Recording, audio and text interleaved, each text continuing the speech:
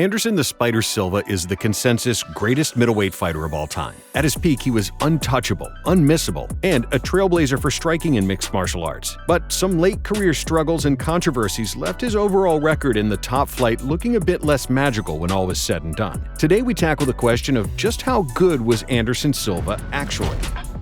The name Anderson Silva is one that is synonymous with an era of mixed martial arts that saw some serious stability within the UFC across most of its weight divisions. At bantamweight, Dominic Cruz was the defining fighter. Featherweight had Jose Aldo. Lightweight was a bit less clear, but up at welterweight, George St. Pierre was an immovable presence who held on to the belt defense after defense. 205 pounds was, of course, the John Jones division, while heavyweight was indeed as volatile as ever. But during that time of long reigning champions, it could well be said that none of them managed to consistently produce iconic moments quite like the Spider Anderson Silva. We watch MMA in the hopes of witnessing something that leaves our entire perspective on the sport completely upside down. And for our money, Silva's reign reached levels of magic time and time again that other champions of that era simply could not match. But let's be real, it wasn't all picture-perfect knockouts and dramatic submissions. There were more than a few duds to be found within the resume of this long-reigning 185-pound king. And for this video, the question will boil down to whether the greatness of the Anderson Silva era was all it was cracked up to be. What some of you might not know is that Silva had quite a lot of MMA experience by the time he debuted inside the UFC octagon, fighting 21 times to a record of 17-4, with some names on his resume that any hardcores among you will no doubt remember fondly. Highlights included his win over the former UFC welterweight champion Carlos Newton, his masterclass against Jorge Rivera, the victory that ushered Lee Murray out of MMA and towards a high-profile life of crime, and, of course, his legendary elbow knockout of Tony Ficklin that brought about the call from Dana White. And sure, he dropped a few losses here and there, most notably falling victim to a pair of submissions, the second of which was a stunning flying scissor heel hook at the hands of Ryo Chonan. But by the time he landed in the UFC, Anderson had amassed a reputation as a different type of striker, a new level of technology in the stand-up department that looked set to take the UFC's middleweight division by storm. And when his debut came, though the outcome would lead you to believe otherwise, the promotion threw him directly into the deep end, a title eliminator against the Ultimate Fighter veteran Chris Lieben, who was riding an impressive 5-fight win streak at the time. Of course, we all know what happened next. Silva destroyed Lieben in under a minute, producing perhaps the single greatest debut the UFC had ever known, the first of many, many displays of magic that would define this era of his career. And on the back of that win, Silva had done enough to earn a crack at one of the 185-pound division's most unfairly disregarded icons, Rich Franklin. Sometimes hitting your prime at the wrong time can be a death sentence to any future plaudits, and for Franklin, he unfortunately came face-to-face with the single best fighter the weight class had ever known, just as he was looking to make his own mark in the history books. The stunning display of Muay Thai plum clinch mastery that followed would be the first win in what we'll call the first phase of Anderson's time as champion. These victories, his pair over Franklin, the submission of Dan Henderson, his easy TKOs of Travis Lutter and Nate Marquardt, and his light heavyweight debut against James Irvin. These victories began to sow the seeds in our minds about what exactly it was we were witnessing. He had the striking skills, a black belt in Brazilian Jiu-Jitsu,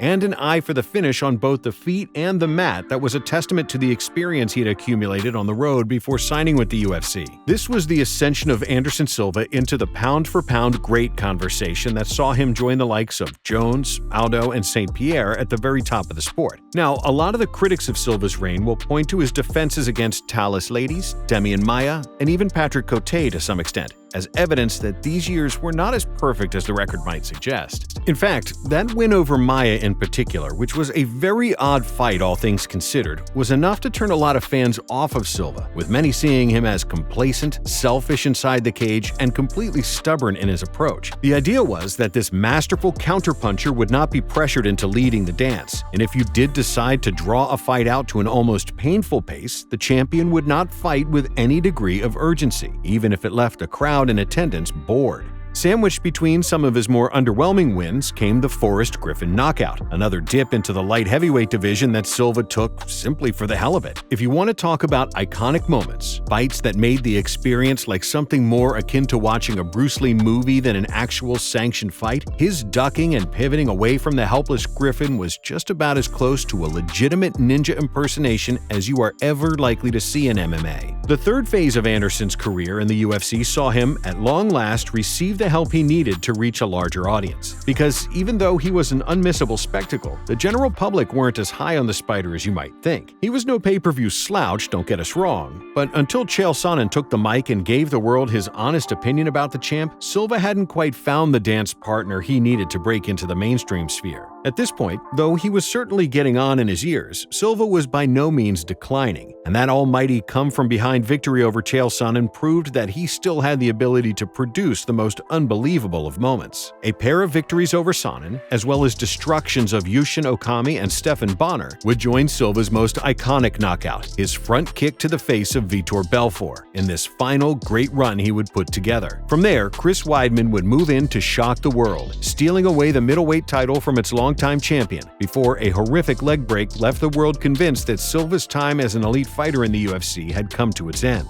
After his victory over Bonner, a 9-fight stretch followed that saw Anderson awarded just one official victory, in a matchup that he realistically should have lost against Derek Brunson. And when you look at a fighter's career in the hopes of measuring their greatness, any late decline before retirement does need to be factored in. Just look at the likes of BJ Penn, a man who ran his own legacy into the ground in the eyes of an entire generation of fans through failure after failure. But even if the numbers would suggest otherwise, Silva's later years weren't as bad as they appear on paper. Sure, he lost a touch of speed, a split second in his reflexes, and he certainly didn't have the finishing instinct that defined his best moments. But Anderson was having fun in there, and the fans picked up on it. Indeed, he lost more than a few decisions, but until his final outing against Uriah Hall, it's not like he was getting sparked out unconscious in every bout. He was having fun in there, and on reflection, so were we. So, obviously, this 9-fight stretch of bad form can be held against Anderson Silva's legacy without much debate. Where the likes of John Jones, George St. Pierre, and even Jose Aldo never did, or don't look likely to fall on such hard times, the question becomes one that surrounds your own criteria for judging past legends. Do you consider the career as a whole, holding each fighter as accountable for their highest highs as you do for their lowest lows? If Silva had retired after breaking his leg against Chris Weidman, would that have left his overall legacy in a better place than it is now in your book? What can be said for sure is that even with the few duds that were found throughout his 16-fight win streak within the UFC, that's still the longest unbeaten run the promotion has seen in its 28 years, although we can certainly give John Jones a mention for obvious reasons. The question of how good Anderson Silva really was can be answered by taking a look at what many of us choose to hold against him. Silva was so outstanding that we can only really point to 2 or 3 fights in a run of 16 that weren't completely and utterly impressive. And sure, the questions over PEDs loomed large in his later years, but for the purposes of this video, it would be counterproductive to get too deep into speculation on that front. Sure, the middleweight division wasn't the best in the sport when Silva ruled it, but don't make the mistake of thinking that it wasn't still producing excellent fighters. A lot of the time, a division can look weak due to the presence of a dominant champion, and just as we mentioned before about guys like Chris Lieben and Rich Franklin, though they're far from the best examples, your place in history can be sealed through one horrifically bad night at the office. The best answer to the Anderson Silva question, as it relates to his place among the all-time greats, is one that gives enough credit to the highs that he reached to his ability to find a victory through the most unlikely of circumstances. He did things in that octagon that just didn't seem real.